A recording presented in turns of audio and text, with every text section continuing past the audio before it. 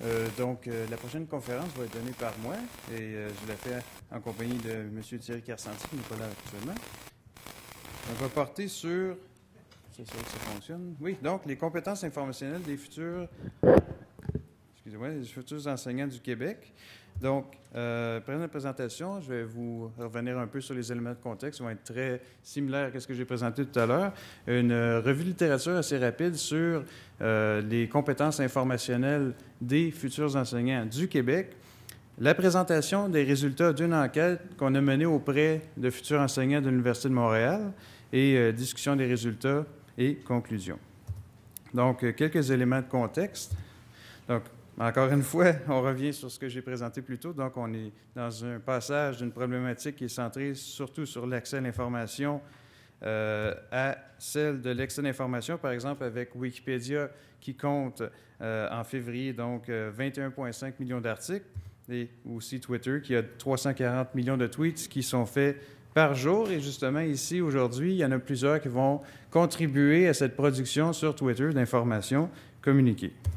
Donc, on voit qu'on est dans un contexte où les technologies sont très importantes pour la recherche d'informations et Internet, justement, domine dans les habitudes. Un exemple récent d'une étude qui a été conduite par Thierry Kersanti, Simon Collin et moi-même. Donc, une étude auprès de plus de 2400 élèves du primaire et du secondaire d'une commission scolaire du sud du Québec, Eastern Townships, où on a pu constater que plus de 60% des élèves de cette commission scolaire utilisaient Google de manière quotidienne ou hebdomadaire pour chercher de l'information dans le cadre de leurs études. Donc, par contre, on a constaté aussi, pas dans cette étude-là, mais dans d'autres études, des lacunes chez les élèves au niveau de leurs compétences informationnelles, donc les élèves québécois. Donc, au primaire, une étude par Nesset a pu permettre de constater que plusieurs ne mettaient pas en pratique des stratégies de recherche élaborées. Donc, ils allaient, par exemple, chercher sur Internet sans vraiment planifier leur recherche d'informations. Et au secondaire, il y en a plusieurs qui rencontrent des difficultés pour savoir quand il faut arrêter de récolter de l'information. Une étude faite par Barler auprès d'étudiants, d'élèves anglophones, et aussi plusieurs qui évaluent peu l'information qui est recueillie. Donc, on voit qu'il y a une importance, selon l'UNESCO, pour tous de posséder des compétences informationnelles pour, comme je vous l'ai déjà dit dans la première conférence, donc réussir ses études et aussi dans la société du savoir. Je reviens un peu sur la définition des compétences informationnelles où il faut déterminer la nature et l'étendue de l'information nécessaire, accéder à l'information, évaluer l'information, l'utiliser de façon éthique. Donc, puis je reviens sur le fait que c'est important pour les enseignants actuels et futurs de maîtriser les compétences informationnelles parce que justement, pour réussir leur propre formation initiale et aussi pour apprendre à développer les compétences informationnelles de leurs élèves, les aider dans cette démarche. Donc, rapidement, une revue de littérature que nous avons faite plutôt sur les compétences informationnelles des futurs enseignants québécois. Ce qu'on constate, c'est que la majorité utilise en premier lieu Internet et les moteurs de recherche. Donc, il n'y a pas de surprise là-dessus. Mais dans les études sur la perception de leurs compétences, on se rend compte qu'ils se considèrent comme étant compétents ou même très compétents pour chercher de l'information sur Internet, pour utiliser les moteurs de recherche, pour même enseigner les compétences informationnelles et aussi, par exemple, donc aider les élèves à évaluer l'information sur Internet. Donc, on voit que la majorité utilise énormément Internet pour chercher l'information et, par ailleurs, ils se considèrent déjà très compétents et ça peut être aussi mis en parallèle avec leurs propres élèves qui, eux aussi, ont un sentiment d'autocompétence très, très fort. Donc, par contre, si on va avec les études qui ont évalué les pratiques réelles des futurs enseignants québécois en recherche d'information, on constate qu'ils ont des difficultés à choisir l'outil de recherche approprié pour trouver l'information. On a aussi constaté qu'ils utilisaient peu les opérateurs booléens ou encore les fonctions avancées de recherche, que peu plutôt planifiaient leur démarche de recherche sur Internet. Ça rejoint ce qu'on a vu tout à l'heure pour les élèves qui se lancent corps et âme sur Google sans réfléchir, sans planifier exactement leur recherche d'information, sans souvent identifier leurs besoins d'information pour ensuite identifier les mots-clés. On constate aussi que seulement 45 disent s'affirmer de l'authenticité des informations trouvées sur Internet. Donc, prennent l'information pour ce qu'elle est et vont l'accepter. Pour 45 ils n'évaluent pas. Et justement, une étude de mon collègue Patrick Giroux, qui a récemment publié une étude sur le fait que les futurs enseignants évalués dans le cadre de son étude utilisaient 1,34 critères pour évaluer un site web. 1,34. C'est sur 300 sites, je crois, c'est ça?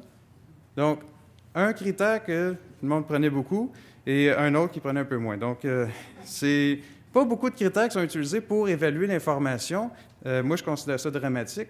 Il y a énormément de critères qui existent et quand même, on peut aller au moins, je ne sais pas moi, à 3, 4, 5, mais là, à 1,34, un petit peu faible. Donc, moi, je vous présente maintenant les résultats d'une enquête qu'on a faite sur les compétences informationnelles des futurs enseignants de l'Université de Montréal. C'est une étude qu'on a faite, donc, à l'Université de Montréal.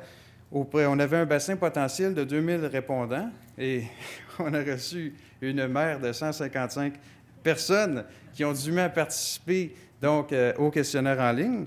C'est un sondage, donc, justement, en ligne qu'on a distribué à l'été 2010, qui a porté sur, premièrement, l'accès aux technologies. Est-ce que les futurs enseignants, c'est quoi leur accès qu'ils ont pour les technologies? La fréquence d'utilisation de ces technologies, puis aussi, bien sûr, le sentiment d'auto-efficacité au niveau de leurs compétences informationnelles.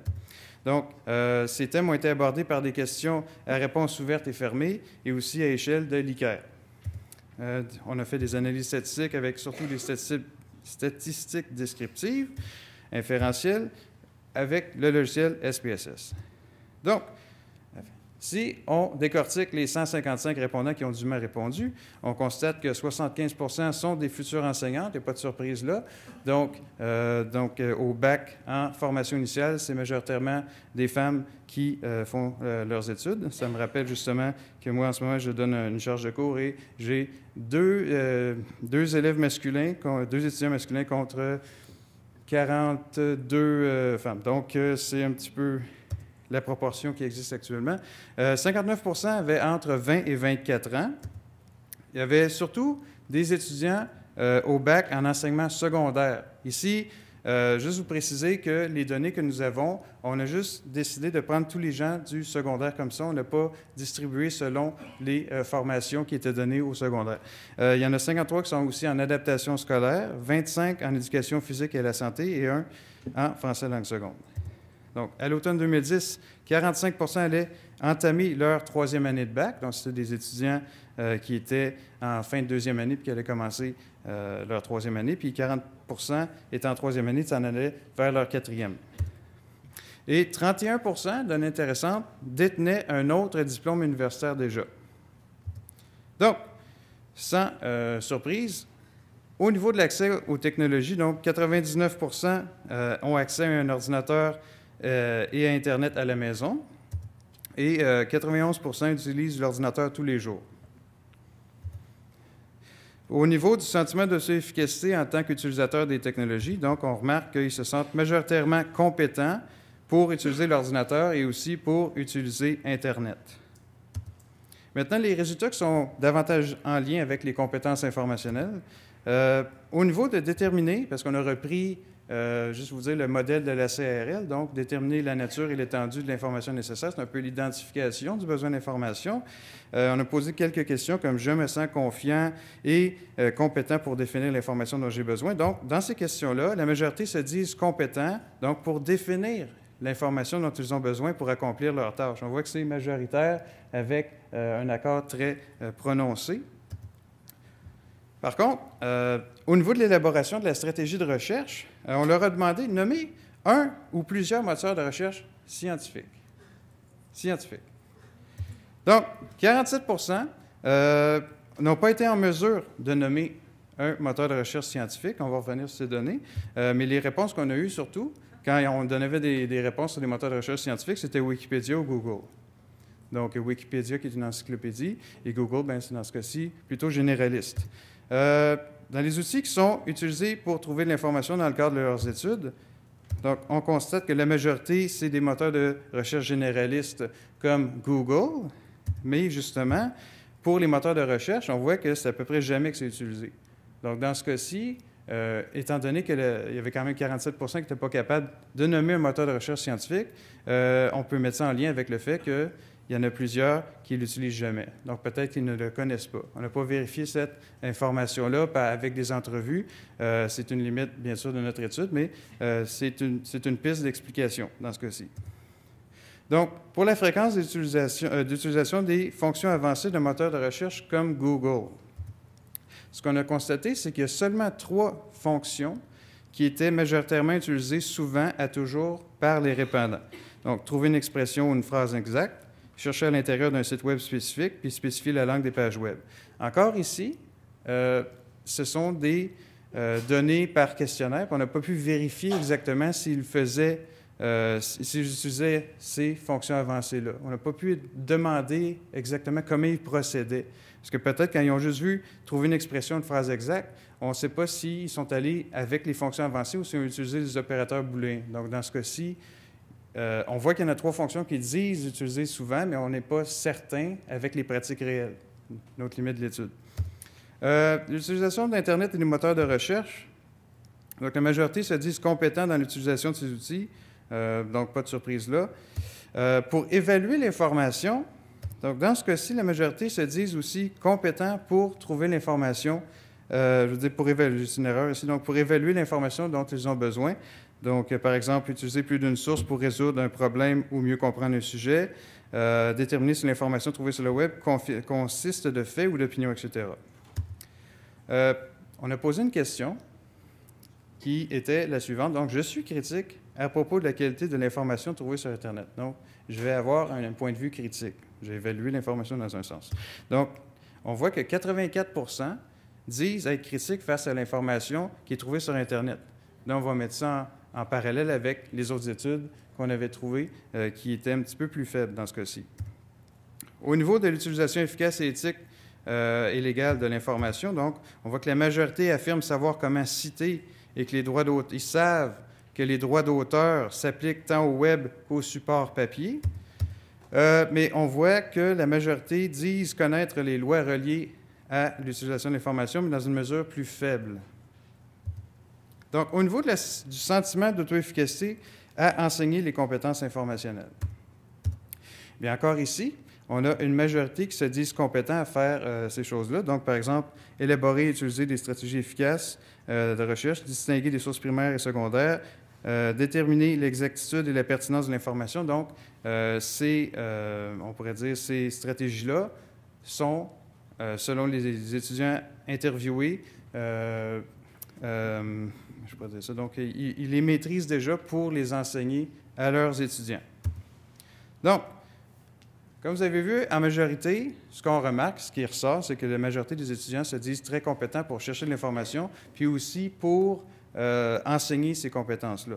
Donc, je vais juste vous présenter un exemple de différence significative avec les statistiques donc, inférentielles. Donc, par exemple, on avait une question qui était « Je me sens prêt à enseigner à mes futurs élèves comment distinguer des sources primaires et secondaires. » Dans ce cas-ci, ça on voit bien. Donc, on a remarqué que ceux qui étaient âgés de plus de 24 ans semblaient être plus prêts, on va dire, à enseigner cette chose à leurs élèves. Donc, plus on était âgé, plus on pouvait enseigner ça de manière plus compétente. Les hommes se disaient plus compétents que les femmes pour faire cet enseignement-là. Ceux qui possédaient déjà un diplôme universitaire aussi disaient la même chose. Et les futurs enseignants du secondaire disaient être plus compétents à enseigner comment distinguer les sources primaires et secondaires que les enseignants de l'adaptation scolaire. Par contre, si on regarde pour les moyennes, parce qu'ici, c'est une échelle de Likert de 7. Peut-être qu'on aurait dû prendre une échelle de Likert de 5. Mais à 7, c'est que ceux qui sont âgés de 5 ans et plus disent en moyenne 5,37. Donc 5, ce serait plutôt en accord. Et si on regarde ceux qui sont âgés de 23 et moins, fait 3 ans et moins, donc c'est 4,87, qui est neutre, très proche. C'est une unité simple dans ce cas-ci. On voit aussi pour les hommes et les femmes, donc 5,49 contre 4,95, 5,58, 4,83, 5,45, 4,57. Donc c'est très... il y a des différences donc significatives, mais elles sont faibles. Donc dans ce cas-ci, une autre limite de l'étude, peut-être, c'est d'avoir... On aurait peut-être dû utiliser une échelle de Likert à 5 au lieu de 7. On revenait là-dessus. Donc, il n'y a pas énormément de différence donc, entre les étudiants qui ont été questionnés, mais n'oubliez pas aussi l'échantillon est très petit. Donc, si on compare les résultats que nous avons obtenus avec ceux qui ont été obtenus dans la revue de littérature auprès des futurs enseignants du Québec, on voit que dans les deux cas, les étudiants qui ont été questionnés, donc, utilisent en premier lieu les moteurs de recherche pour trouver de l'information dans le cadre de leurs études, qui se perçoivent compétents ou très compétents pour chercher de l'information sur Internet et via les moteurs, et aussi se perçoivent compétents pour enseigner ces compétences informationnelles-là. Par contre, on remarque que dans la revue de littérature, il y en avait peu qui utilisaient les fonctions avancées de recherche. Nous, on a vu qu'il y en avait quand même quelques fonctions qui étaient souvent utilisées dans le cadre des autres recherches qui avaient été trouvées. Donc, on voyait que c'était à peu près jamais utilisé. Dans ce cas-ci, moi, ce que je peux souligner, c'est que peut-être que les anciennes recherches, donc celles qui ont été recensées, portaient sur peut-être plutôt on pourrait dire des bases de données, comme le catalogue de bibliothèque d'une université. Donc, peut-être dans ce cas-ci, n'utilisaient pas exactement ces fonctions-là. Mais dans nous, on s'est centré davantage sur les moteurs de recherche Google. Donc, on a aussi le fait que 45 dans une étude de Carsanti et collègues en 2007, 45 disaient s'assurer de l'authenticité de l'information qu'ils trouvaient sur Internet. Et nous, c'est 84 qui se disaient critiques. Mais encore là, ici, je souligne que c'est une question de perception et ce n'est pas une question de pratique réelle. On n'a pas pu vérifier si véritablement ils évaluaient l'information de manière poussée. Et je ramène à l'étude de mon collègue Patrick Giroux où 1,34 critères sont utilisés en temps réel, c'est ça? Donc, quand même, très peu de critères. On peut se dire j'ai évalué, mais avec 1,34 critères, c'est pas énorme. Donc, en conclusion, qu'est-ce qu'on peut dire? C'est qu'on voit que les étudiants se sentent très compétents, donc ne se disent pas avoir besoin vraiment d'une formation plus poussée en compétences informationnelles. Par contre, moi, je dis qu'il faudrait étudier davantage les pratiques réelles des futurs enseignants, comme le fait très bien mon collègue Patrick Giroux, et en formation initiale, mais aussi dans les cours universitaires et dans les stages, parce qu'il y a une très grande différence entre chercher de l'information dans le cadre de ces cours, puis quand on est sur place en train d'enseigner avec ses élèves, où justement il faut enseigner ces compétences informationnelles-là à leurs élèves. Puis aussi, il faudrait étudier l'évolution du sentiment de compétences informationnelles au cours des 4 années de formation initiale. Parce qu'en première année, peut-être qu'ils vont avoir un sentiment très fort, et il se peut que ce sentiment diminue selon justement un degré de réalisme qui s'installe par rapport à ce qu'ils vivent exactement, surtout s'ils font leur stage. Et donc, ce serait à vérifier. Moi, je trouve qu'il faudrait vraiment vérifier l'évolution pour ensuite s'assurer que les étudiants en formation initiale qui sortent des universités québécoises ont véritablement des compétences informationnelles et sont en mesure de les enseigner. Donc, je vous remercie beaucoup, et aussi merci de la part de Thierry Carsanti.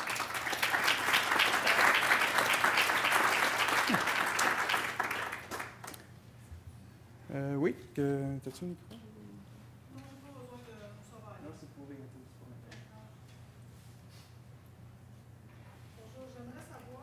Quelle méthode, qu'est-ce que vous avez employé pour propulser votre enquête? Qu'avez-vous demandé aux étudiants? Par quelle voie avez-vous fait vos demandes? On a utilisé, vous voulez dire l'outil dans le fond? Oui. Oui, on a utilisé SurveyMonkey. OK. Est-ce que vous avez envoyé une invitation à tous les étudiants? Une invitation par email, une invitation par prof? Vous avez donc envoyé une invitation à tous les étudiants pour participer? Oui. Vous avez obtenu 155 participations. Oui. Oui. Avez-vous évalué que les 155 étaient peut-être déjà des gens qui avaient des aptitudes à aller sur le web? C'est une excellente remarque, c'est très possible. Et aussi, juste vous faire remarquer qu'il se peut que pourquoi on a aussi peu de répondants, c'est que c'était quand même la session d'été. OK. Ça peut aussi jouer. Mais vous avez un très bon point, c'est possible. Il y a toujours de la désirabilité sociale qui est possible. Donc, ceux qui se sentent déjà plus compétents vont participer. C'est un excellent point. C'est très possible. Ça peut changer effectivement un petit peu les résultats. Je veux dire, quand on y réfléchit, on se dit, bon, ces 155-là sont plus habiles déjà, peut-être. Possiblement. Moi, je suis absolument d'accord. Puis, c'est pour ça que je viserais d'étudier les pratiques réelles. Ma thèse de doctorat va porter là-dessus, justement. Okay. Mais encore là, il y a un problème. Moi, je vais prendre des volontaires, mais ces volontaires-là, justement, peut-être sont plus intéressés de démontrer leurs compétences. Donc, c'est difficile.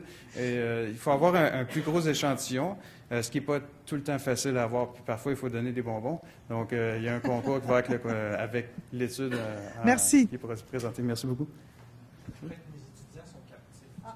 Tu peux passer le micro pour répéter. Ah.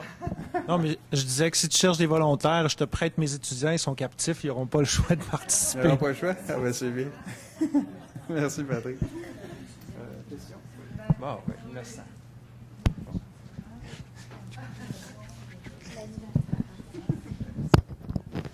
En fait, c'est une question commentaire en tant qu'étudiant au deuxième cycle. Je trouve que les lacunes qui sont identifiées, en fait, sont réelles. Puis aussi, au niveau des programmes, je trouve que c'est très difficile d'identifier les ressources pour pouvoir améliorer nos compétences informationnelles. Il faut vraiment courir après, il faut vraiment aller au-devant. Même au niveau des curriculums, des cours, tout ça, c'est pas nécessairement évident. Donc, c'est un commentaire et la question, à la fois, peut-être que c'est seulement une impression, mais en tout cas, à date, moi, j'ai fait beaucoup de recherches dans ce sens-là, effectuant un retour aux études après environ une quinzaine d'années. Puis je dirais que c'est une lacune que je ressens et perçois, puis que j'ai de la difficulté à combler de façon assez simple. Mais est-ce que... Dans quelle université? Ben, c'est pas important. Mais, à l'Université de Montréal. OK, il y a de la formation qui est quand même donnée, qui est disponible pour, justement, vous dites maîtrise, c'est ça, deuxième cycle? Oui, effectivement, donc, mais je parle à l'intérieur des curriculums de cours comme tel. On dirait que c'est pas nécessairement... tu sais, il faut vraiment aller chercher à travers les ateliers, aller chercher à travers les ressources au niveau des bibliothèques et ainsi de suite, mais ça fait pas partie intégrante, il me semble, des curriculums de cours. Non, je suis absolument d'accord. C'est vrai que l'intégration est pas complète. Il manque beaucoup, puis c'est beaucoup...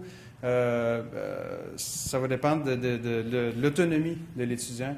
On attend quand même une autonomie particulière de l'étudiant qui est au deuxième, troisième cycle, mais moi, je considère que quand même l'intégration des compétences informationnelles dans les formations de deuxième cycle, troisième cycle est lacunaire, puis il faudrait vérifier qu'est-ce qu'on peut faire pour ajouter davantage de formation à ce niveau-là.